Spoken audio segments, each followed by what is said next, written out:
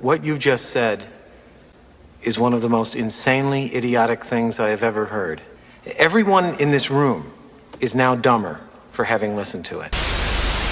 Wow. So, I'll admit I didn't see this coming. No fanfare today, guys. Let's just jump right into it. You saw the title of this video, and yes, you read the title right. According to multiple outlets, Sony will not be releasing any more of their first-party titles on Steam. Well, it was a good run. We had the makings of synergy and gamers finally being able to play whatever games they wanted on whatever platform they wanted for a few glorious years. But I guess it's true what people say.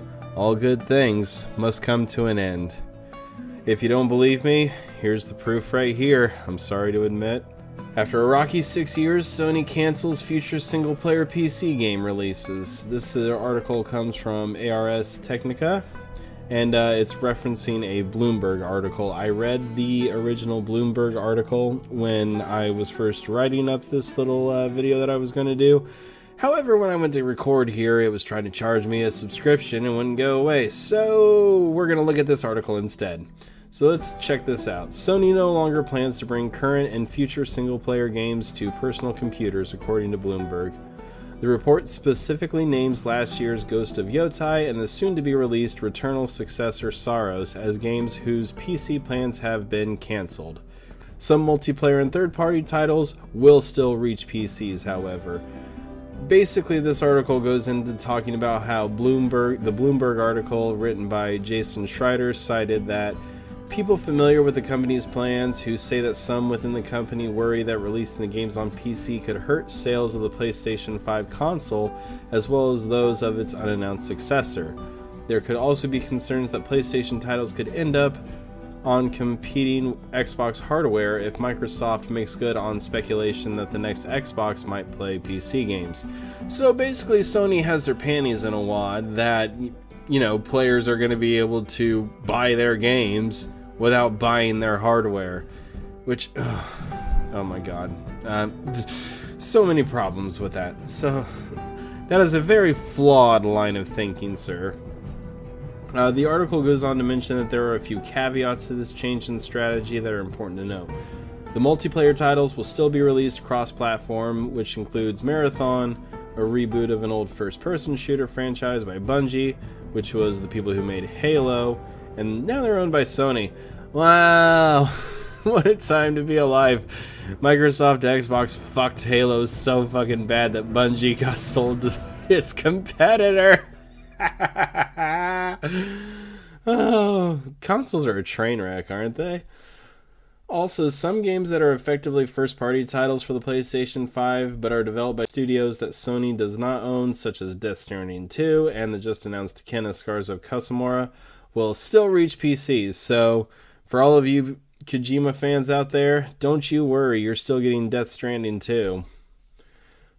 And then, of course, finally, the article does mention, and this was mentioned in the Bloomberg one as well, that Sony's strategy for single-player releases could change again at some point in the future. Because, I mean, historically, Sony did not release its first-party games on PCs. And it was around 2020 that began to change, and so they started, like, letting them get released little by little. And, like I said, it was good. We had a good 6 years, guys. It was fun. The gaming space seemed like it was actually becoming something kind of positive and healthy. But I also want to focus on that line up here because it's very telling. There could also be concerns that PlayStation titles could end up on competing Xbox hardware if Microsoft makes good on the speculation that the next Xbox might play PC games. That's really what this is about. This is why Sony is pulling their first-party titles from Steam 100%.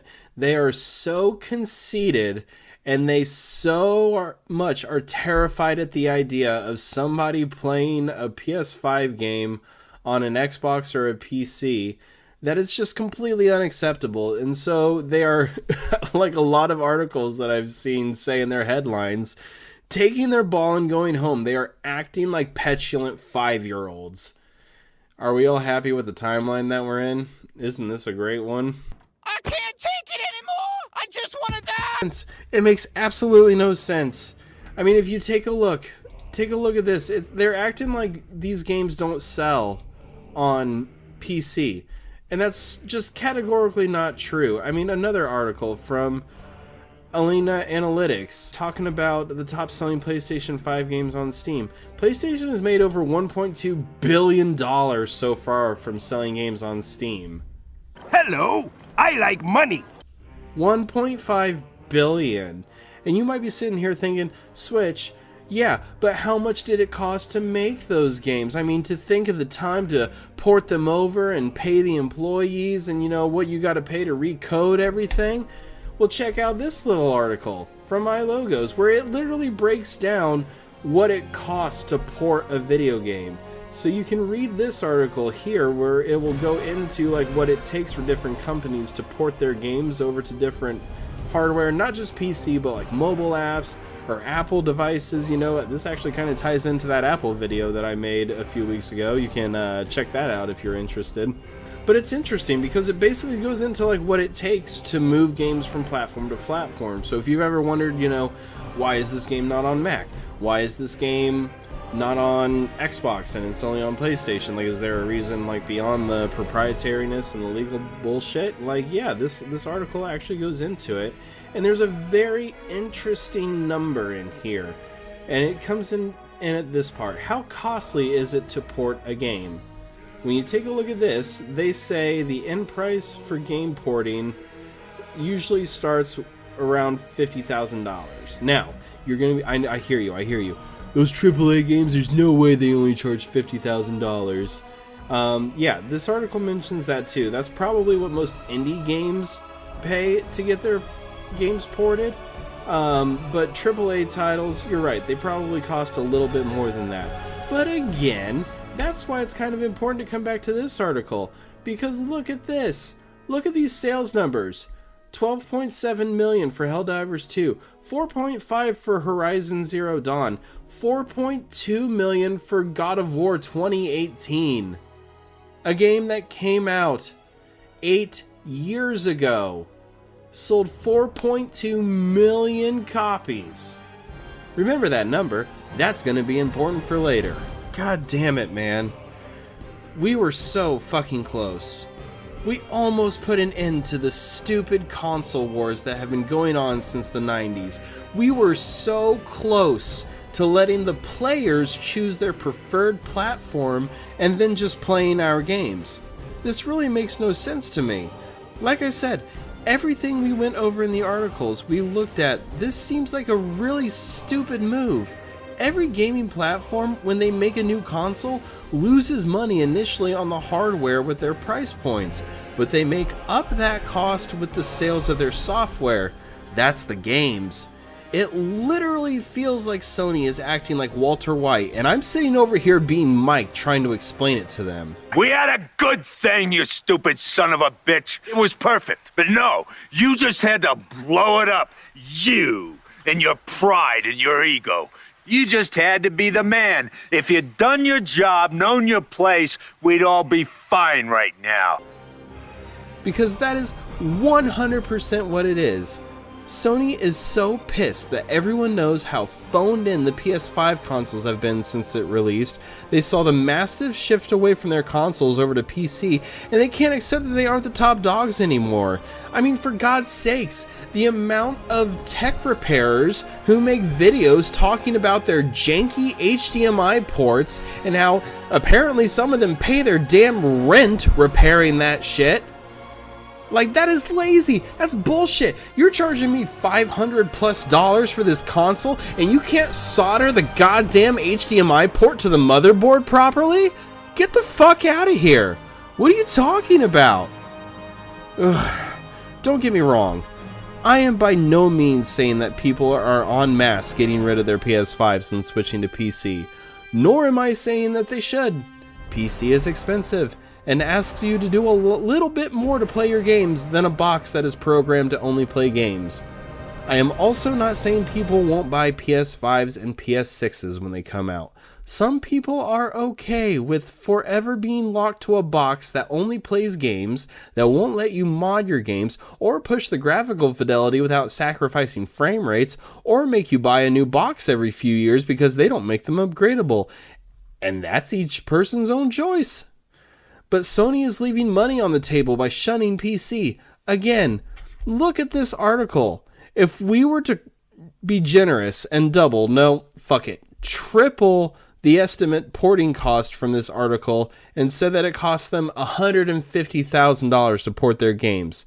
Spider-Man Remastered for PC, the lowest selling game on this list, still sold 2.7 million copies. Right now on Steam, it's $59.99. That's the price tag. So you take 2.7 million times $59.99, and that made them roughly $161 million. I think the profits exceeded the initial costs. What a bunch of pretentious troglodytes. You stupid asswipes. You dumb pieces of puffed up pretentious shit, Sony. Fine. Pull your fucking games from PC.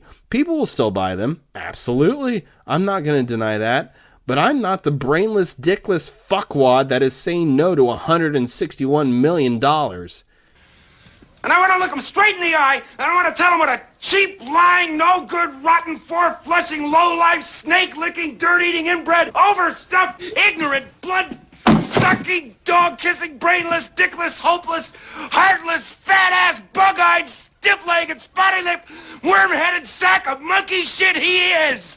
Hallelujah! Holy shit! Where's the Tylenol? If it wasn't clear, I respect your individual choices as consumers, but I would recommend not buying a PS5 and just not playing those games. I hate to say that, because I was looking forward to Ghosts of Yotai, the next God of War, and even Insomniac's Wolverine. I was going to wait until it was on a really good sale, like 50% off or more, before I did, because there is no way I'm paying full price for an Insomniac game after Spider-Man 2. You can't keep a job. You can't pay the mortgage. I don't want to talk to you no more, you empty-headed animal food trough whopper. And it sucks to say that. And I hope if we can be strong enough to stand on this point as a community of gamers and let Sony know we won't give in, they might bring their titles back to Steam in a few years. We all, myself included, just need to stay strong against our monkey brains that get FOMO and stand on business. But who am I kidding? I get shit all the time for trying to bring this stuff to people's attention and just get conflated as a hater or a PC fanboy, which I'm not. This is my PC fan, boy.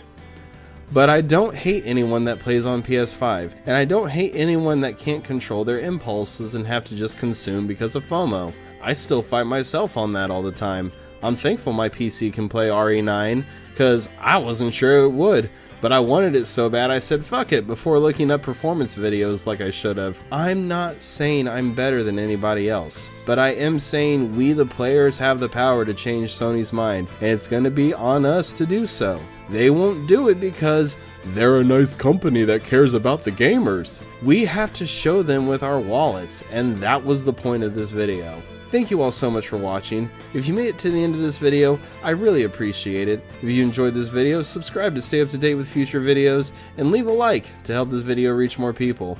Let me know your thoughts in the comments down below. The articles I referenced are linked in the description. Have a great day, everybody, and I will see you in the next video.